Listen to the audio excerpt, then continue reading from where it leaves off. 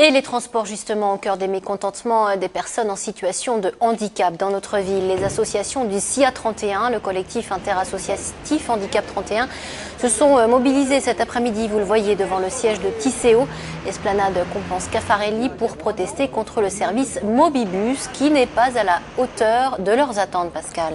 Mais mise en place par Tisséo en 2004, Mobibus est un service de transport adapté en porte-à-porte pour les personnes en situation de handicap et les personnes âgées. Le collectif SIA 31 proteste contre ce qu'il appelle une nette dégradation des conditions de transport. On écoute Odile Morin, qui est porte-parole de l'Association des paralysés de France 31, au micro de Gabriel Aurillon et Loïc Argidi.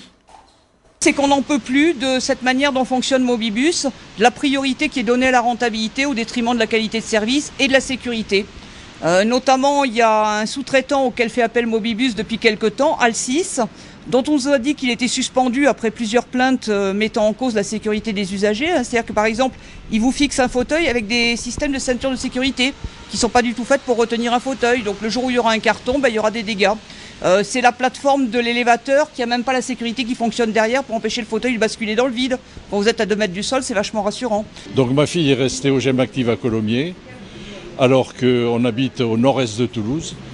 Et donc il a fallu que ma femme se dépêche de retraverser tout Toulouse pour aller la chercher.